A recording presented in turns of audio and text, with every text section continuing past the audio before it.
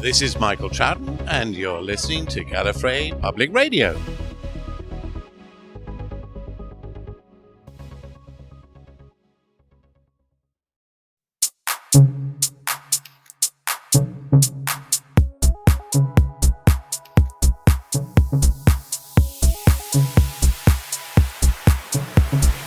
This is Gallifrey Public Radio, dedicated to positive enjoyment of Doctor Who. We travel through classic and new episodes, explore the extended universe, and play a few games from time to time. We do discuss news, content that has been officially released, and the occasional interesting rumor, but we'll warn you before anything considered spoilers comes up.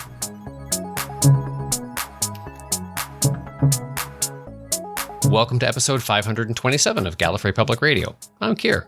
I'm Haley. I'm Jay. And I'm Julie. Today we're looking at the newest season in total and evaluating its value perhaps more than the sum of its parts.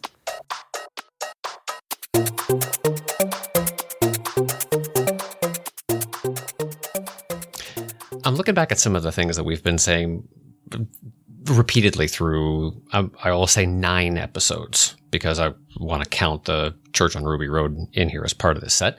And looking at the kind of the phrases and the reactions that we would have, sort of the temperature, if you were to sort of put it on a thermometer as we went over the course of the season. And it followed a really interesting curve. But it was definitely a curve. So it had highs and lows. So if I roll the calendar back to December, like right before we got our Christmas story, what were the things that were, if you can think back to that point, what were the things that were on the holiday wish list, your Christmas list, that you feel you got from this, what I can only call Disney Who? I mean, the first big thing that comes to mind for me was like, we didn't know hardly anything going into it. So the most exciting thing was getting to know the new Doctor. And I feel like we really did that over the course of the series. Mm-hmm. I mean, I take it a little bit along with the specials that we had about Tennant, because there wasn't a lot of space between those coming out and then the Christmas special. But the big thing for me was getting back to a Russell T Davies style of storytelling of Doctor Who, and the fresh way that was going to come into the show. That was something that I was looking forward to. I think kind of along the lines of what Haley said, but maybe a little bit deeper into it, is I really wanted those threads that would kind of go through. And I think we definitely really got that. So some of the breadcrumbs along the way, and then that major reveal at the end. Yeah, I agree. There's some expectations from something that's got Russell's stamp on it, as far as you want a palatable amount of camp from time to time to make it fun. You want some arcs that are going to be doled out to you in a almost irritating pace and fashion. You want some surprises, and then you want some greatest hits as well. You know, you want to see some returns to things that made his era as iconic as it was. And I agree with all that, but I also, on my personal wish list, I wanted to see what Russell would bring to the table after years away working on other properties that were very near and dear to him, and sort of cutting his teeth on some different themes and topics and depth of subject matter, and see whether that was going to work its way into this property. And I think it did. I think we got some things in there that were definitely on the newer side for Who, but it all fit within the wrapper, so it didn't feel incongruous. I'll say one other thing I think we got that we hoped for was representation. Mm-hmm. I think on a variety of different levels that it was done really well, and some of those heavier topics were definitely touched on, walked through, pointed at, and in big ways. Not shied away from. Mm-hmm. Yeah. Yeah. So what did we hope for that didn't pan out? I have a big one. I wanted more from the jukebox and musical inclusion, and we got some of it. That's why you got to jump in and go first. I think we got some of it, but I don't think it really played out the way that I had hoped, or I don't know. I mean, I don't know that I for sure expected it, but I was why put it there if you're not going to do anything with it? Same. I was expecting the jukebox to play a bigger part. And if it is the long game and we get it next season, that's too much of a long game. I don't need that much. Got short American attention spans. Don't drag it out that long. Yeah, I got kids. I got time. I don't got time for this. The thing that it wasn't pre Church on Ruby Road, but it was still early on enough that I feel like it kind of counts, was a satisfying resolution to the who is Ruby's parents mystery. Yeah. Yeah. Yeah. That's the kind of the elephant in the room as we closed out the season was that satisfying? You know, there are percentage of people out there that seem to say, okay, you know what? That's a fresh take to a big problem. And I'm okay with that because it was unexpected, absolutely unexpected. Yep. But I think it might have gotten drowned out by the folks who wanted more of a splash. Yeah. I mean, I don't want to spend too much time talking about it because I feel like we spent a lot of time talking about it in our last last episode discussion. But if you're going to tell us it's a big deal, then make it a big deal. If it's not a big deal, then don't make it a big deal. Is kind of how I felt about it. Yeah. All we have is what you're telling us. And so if you're telling us something to make it not true or a leading fact, then I don't know, do better. And kind of touching back to our representation comment about from the previous round of conversation was I kind of expected, I think Jay, you actually tipped on this maybe last episode or the one prior, that we were hoping to see Shirley again. Ruth Madley's character, making a big point of saying, hey, look, it's an accessible TARDIS. That's great. And, we did continue to have some great representation of characters with different differently able, different adjustments and differently able. And that's great. But it didn't incorporate the character that I felt that it was almost a gift to. So it might have been a conflict of scheduling or something of that sort, but maybe in this spin-off special. That's kind of what I'm wondering, is if they're not trying to set up the expectation that like they're going to have a rotating cast or just new people every time, like guest stars and things like that. So it's maybe they're trying to set us up for that, and like having Shirley and Bingham show up a couple episodes and then never heard from again would have been weird, instead of just like, hey, look, from the beginning we've been doing. Right. Well, I guess you have to run other unit bases too. They're doing the research globally, so. Yeah, she got a command of her own. Yeah, as long as Kate and the Vlinks are there, it's fine with me. Another thing that is not pre-Church on Ruby Road, but coming from that, I kind of expected to get a little bit more about who Mrs. Flood was. But that's clearly just being held over for probably season 2. We hope. Or a holiday thing. Yeah. To kind of tie that into Julie's thing about the jukebox is the fact that we're still getting information about it. Like they're still kind of teasing like, hey, something's going to happen here. So we know that it's going to happen in the future. It's not just a will it happen at some point. So it's a little bit more palatable that way. Yeah. So what were the surprises that we got? What were we given that we never expected? The twist. There's always a twist at the end. Yeah, I don't think that's anything that was on anybody's radar before the series proper started, was Susan Twist's character. And I think that worked out really well, the way that was built throughout the season and then culminated at the end with her being not the harbinger, but whatever other term they used for Sutek. Yeah. Very unexpected way to use a recurring face that, is there something to it, or and to really accept and work into the storyline the reason why she has no recollection of connections to anything else. They are individual Susans everywhere. So for all those people who've gone around for years saying it's not about Susan, well, apparently it actually is about Susan this season.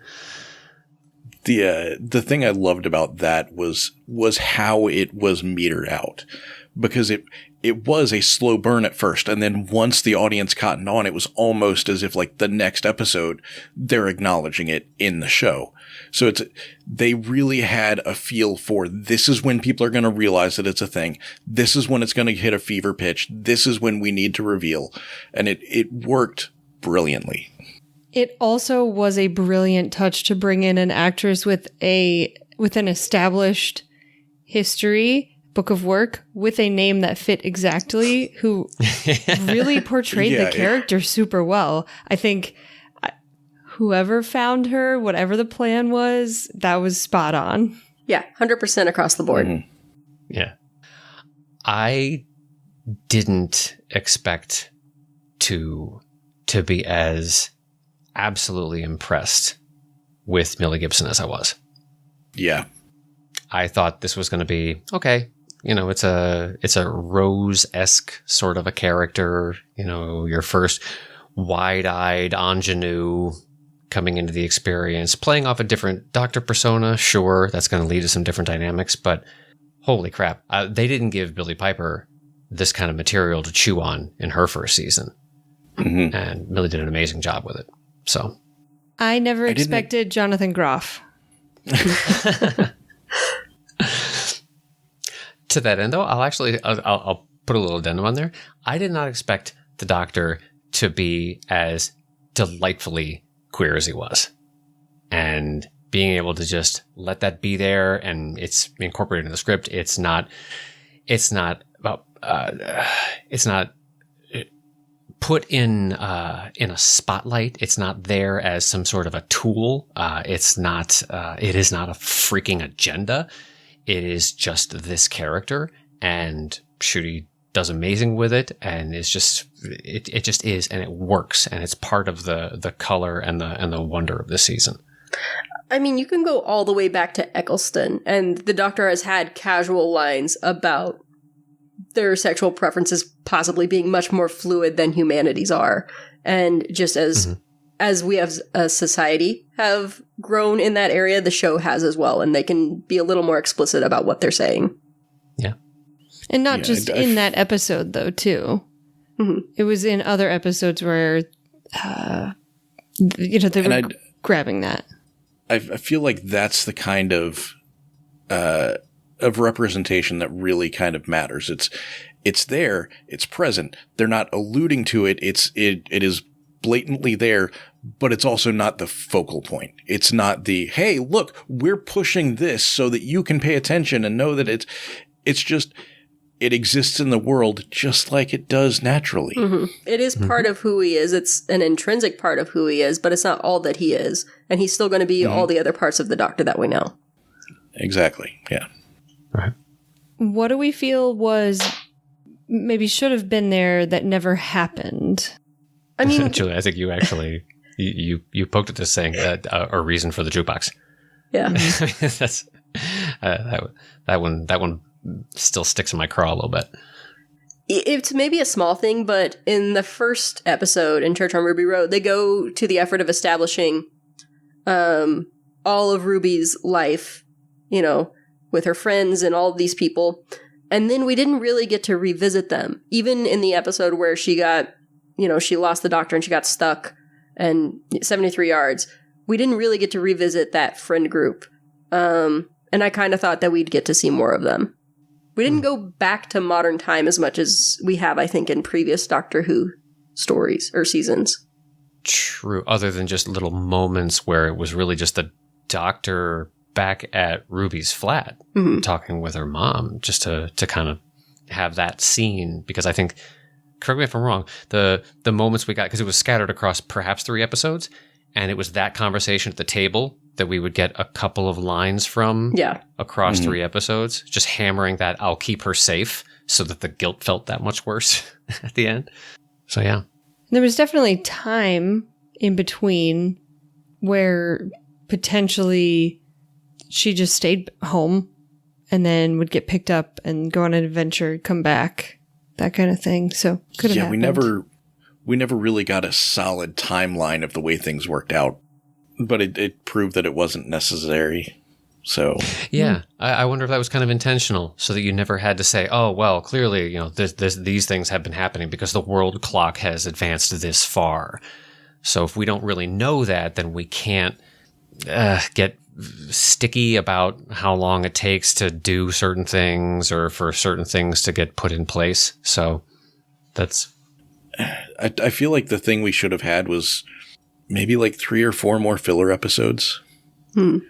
It kind of felt like, I mean, part of this comes from the fact that we got RTD back. So there was kind of an expectation of how things were going to flow. And we didn't have those filler episodes. We didn't have the stuff that, I feel like with earlier series, we definitely had the high highs and we had the low lows, but there was a lot of middle ground in there where it was like, it was a serviceable episode. It was fun. It was, it did what it needed to. And I don't feel like we got that with this season. Well, and part of that comes from in the first week of the new show, we got 2 episodes at once. And then the end of the season was a 2-part story. So it did make it feel like there wasn't as much middle of the season as I think we all would have liked. It wasn't necessarily that we needed more time. It was just the fact that because we had so much less, there was more expectation placed on each individual episode. And so you couldn't have that variation there that we'd gotten used to. I'm still kind of wondering, why do you think we got those 2 episodes at once in week 1? Because they knew that the second one was stronger and they wanted to give people, here's a story we know we want to tell. It's got some background. It's got some stuff going on. Here's an awesome episode that's going to really make sure that you're sticking around for the next one. Yeah, I think they really wanted to give us something light and fun to kick things off.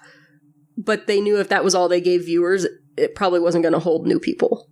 Yeah, they were really pushing the advertising on this one pretty hard. The promotion was everywhere, and you want people to stick. So if you're throwing space babies out there as the first thing that people are going to be introduced to the show with, you need a hook, and that wasn't it. Right.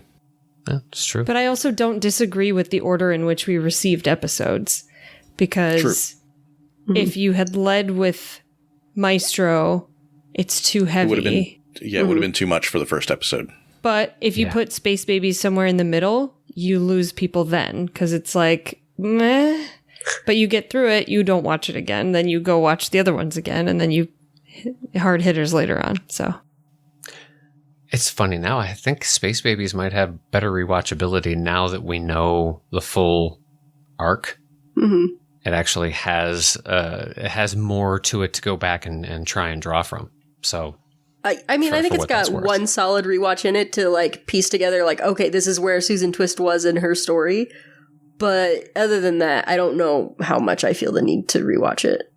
I mean, I fully plan on doing a full season rewatch as we get closer to Christmas. I want all of it fresh in my mind when I go into the Christmas special. Not that I think it's going to tie into the Christmas special like a whole lot, but I give it a little bit of space, get away from the initial viewing, and go back to revisit it and see how they all feel at that point. Yeah, that's valid. So then, all right, let's give me a quick hip shot. Scale of 1 to 10. Would you consider this season to be a success? And, based on that number that you land on, what kept it from being a digit higher or a digit lower? I would call this a solid, rough estimate, 7.678. Oh, see, I thought I was going to be obnoxious when I said it's like 8.7, 8.8, because I feel like it's a solid B+. So that's where it lands. Okay. I don't like scales. But why? Because I feel like really, aside from like Space Babies being a little silly, but there's always kind of a silly episode somewhere in the season, and the Ruby parentage storyline not quite landing the way we wanted. Other than that, the season as a whole was very solid. There really were some great parts to it. I mean, the tension from Boom, the reveal from Dot and Bubble, the entirety of Rogue. I feel like there was definitely a trajectory upward. It was just, I feel like it took a little while to get its feet under it for me to really get invested like I normally do. And then it fell off real hard at the end for me. So, I like it. It's definitely a one that I will go back and watch, but it couldn't quite get high enough to really rank as like a favorite. Right. Okay. Performance-wise, everyone knocked it out of the park.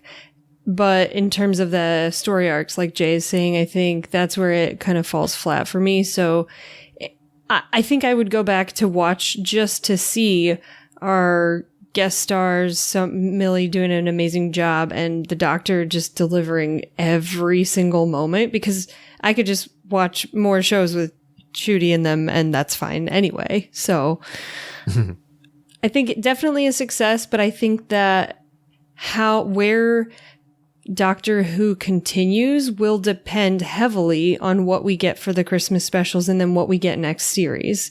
Because if those don't have some staying power for old and new fans, that's where we would start to see some trouble. Because I've heard from new viewers, because it was on Disney, that they were willing to give it a try, and they got 3 episodes in and they're like, I don't understand. I don't know why I should keep doing this. And it kind of falls flat. So, and I've heard from people who have been fans for a long time. They're kind of like, just not sure. We watch it because we love it, and we continue to talk about it and think about how it would impact us and where those things come from. But I don't know, in terms of viewership and bringing people into the fold, where that success line is drawn, and if we actually hit that. Hopefully this is one of those season gaps where, because of the slightly improving accessibility to all the seasons previous, that those people who got their appetite wet a bit, but still wonder, like, it seems like people used to talk more about certain things happening within the show that I didn't see, or I was left with a couple questions about stuff I did see in this season that didn't quite get explained adequately for me. I now have the opportunity between now and December to go grab some episodes here and there, and find out more about it. Hopefully follow like our get to know who primers and things of that sort, which we need to revisit. I think we need to redo that. Yeah, for sure. So who were the biggest winners? Jenna Redgrave. Kate was incredible start to finish this season. I loved everything that she was doing. I just absolutely made me laugh, maybe care deeply about her, maybe understand her character so much better. Yeah. I mean, Cherry stole the show every time she was on screen. Well, that's true. just true. Yeah. Jinx Monsoon, Maestro was fantastic. I would say Jonathan Groff, the new and improved John Barrowman. It's like, all right, you can't be new and improved, Jay. Which one is it? Yeah, and of course the Doctor and Millie. Yeah, they both. Everybody has expectations for the Doctor and the Companion, and they both crushed it. Mm-hmm. I enjoyed the kind of what you would consider your second tier of supporting cast too. We had some of our unit soldiers and things like that who got a little bit of FaceTime, sort of the new Benton and company to back up a unit, and they're all thoroughly enjoyable. So yeah, I think casting was really solid. I mean, we mentioned her on another question, but Susan Twist also killed it. Yeah. Our fuzzy owlbear crew and our lone adult on a space baby ship at the very beginning. Yeah, for sure. What were the prize moments? What are the ones that stick out that are going to stay in your memory when you think about this?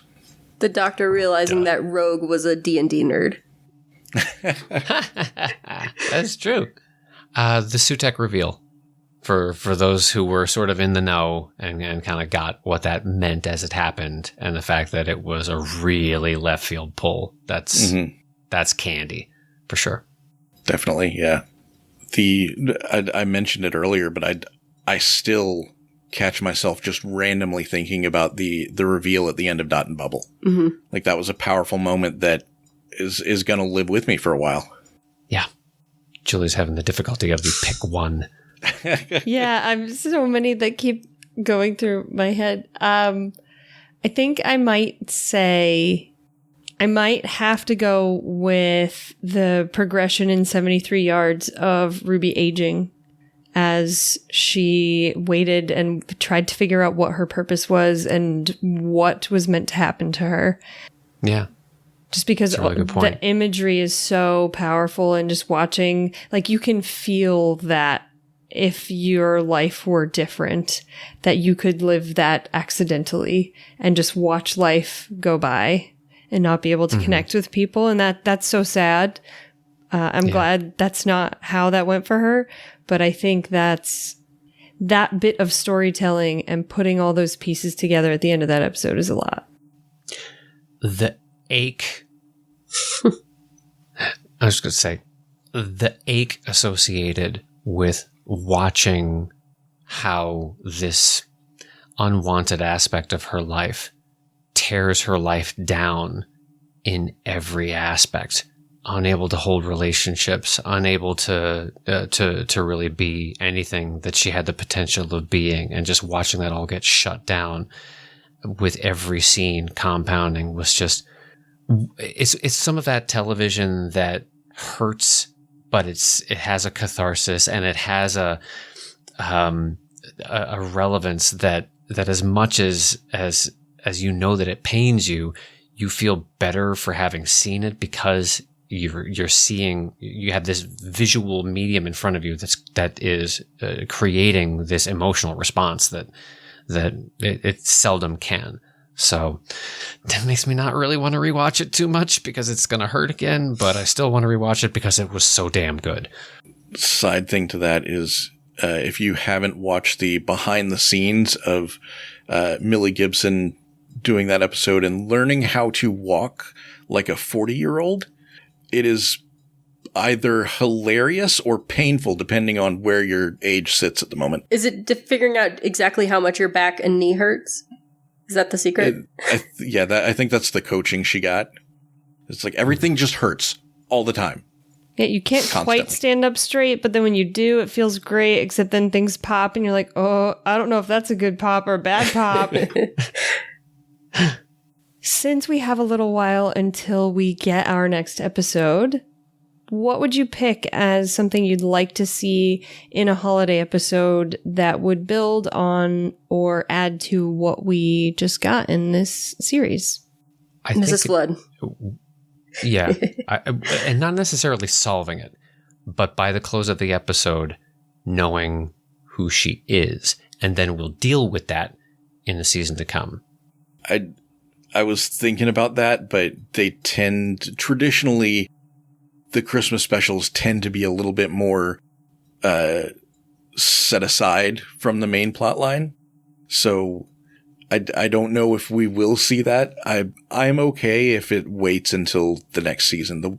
The thing I'd love to see for Christmas is Shudigatwa's dry cheeks. Can we have like 2 minutes where he's not crying? Nope. Nope. Frozen tears. You don't hire that man if you don't put him in emotional situations. Mm-hmm. No, he is our personal pain and anguish bellwether. I think that you have to have an episode where there's no Mrs. Flood because the Doctor's not going back to pick Ruby up. And so why would she be there? I think that you get a flood-free zone.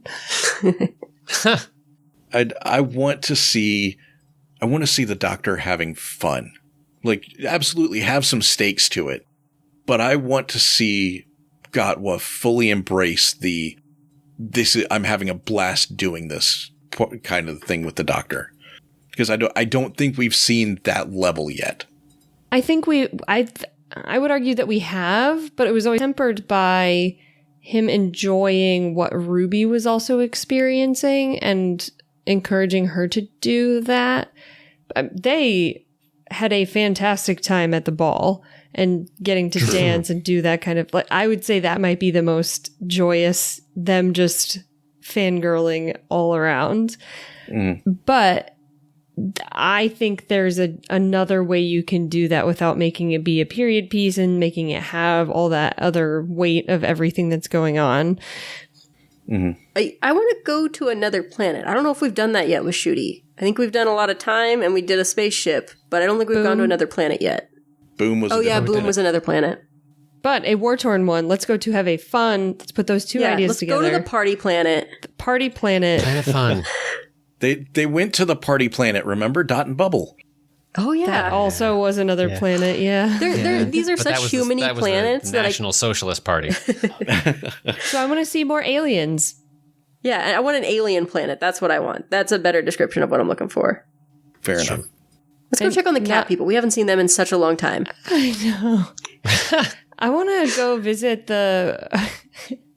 our species that is always driving fast cars in Torchwood. I want to go visit that planet because clearly they have fun. It's true. Yep. What were those? The goldfish aliens.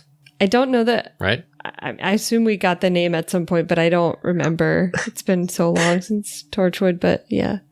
Those fish and you know always it's driving perfect fast. it's perfect for Christmas because you know they care about family. And physics don't matter. Fishics. But yeah, I thought they were related in some way to the Rexacalifalapatorians, I thought. I don't know. Ringing a distant bell. But speaking of ringing bells, I still think we'll get a little bit on Mrs. Flood because she was dressed like the Frost Queen or something like that. So she was ready for the Christmas special. Yarp. Satsumas. She borrowed a coat from Romana. Borrowed or still has it? White fur. Ding. That was one thing, like, just completely off topic, but I've seen a lot of stuff since the series wrapped where people are doing side-by-side shots of Mrs. Flood and then, like, Clara wearing the same outfit, or Mrs. Flood and somebody else wearing the same outfit. And it's just, like, all of these things where it's like, she looks like this person. She can be her own person. And the last one, of course, the last one, of course, being the Romana's coat, so... I'm going to go back to something that we did not get that we thought we would. Who are the red fingernails picking up and storing that gold tooth? That was a pretty big mystery that was introduced. Not the nails, but like, when is the master coming back if that's where the master's hidden? And who has him? That's not a mystery. The master always comes back. I'm saying, but when? But when?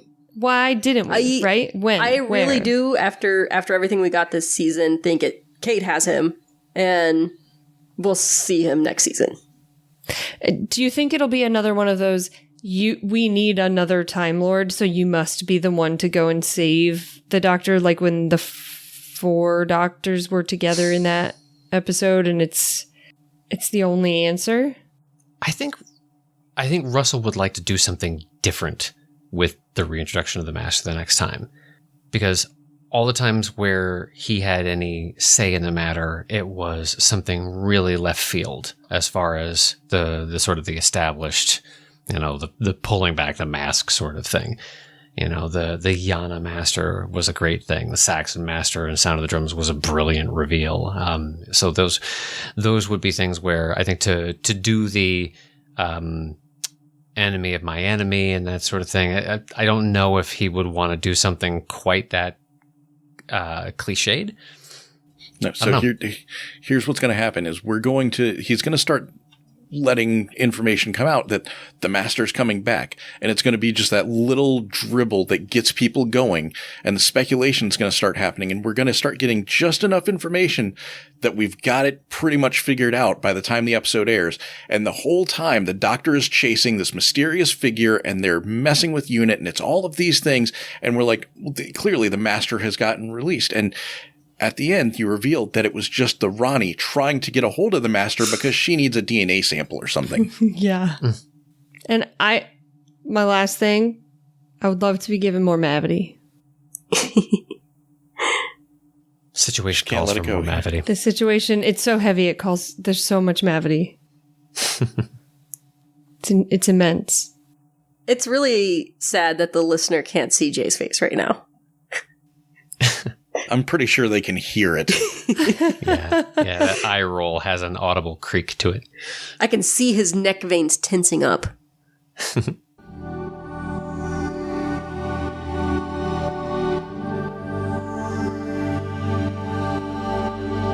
Normally we'd take this moment to kind of gently nudge you to leave reviews, back us on Patreon, send us feedback, and so on. But at the moment, you are doing all of those things, even after 8 episodes just flew past us and left us here in broadcast limbo. So for that, we want to say thank you. It means a lot to have you listening, commenting, and being a part of GPR. We are currently working on preparing a Discord server to give us a space to continue these conversations between releases. So keep your ears open and your fingers ready to tap that connect link when it comes around.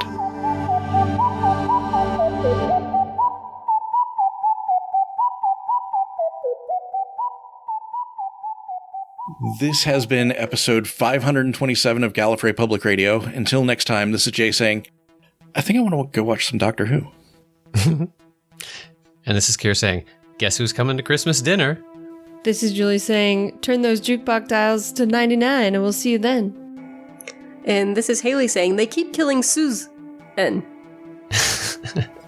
We'll see you next time. I don't see. Tag, you're it. Bye.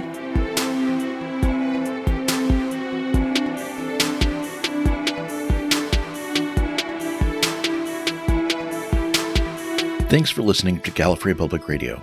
As a fan-run podcast, your thoughts and opinions are part of the conversation. Leave us a comment or review on your preferred podcast app, find us on social media to message us, or visit GallifreyPublicRadio.com for email and voicemail contacts. We'll see you out there in time and space.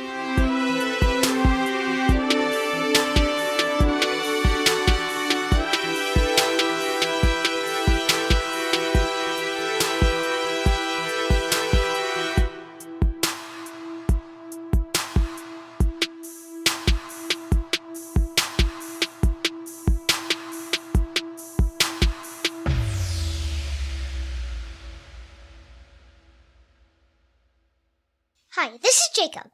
This recording of Gallifrey Public Radio is copyrighted in 2024. GPR is a fan-owned, fan-produced podcast. We'll see you next time!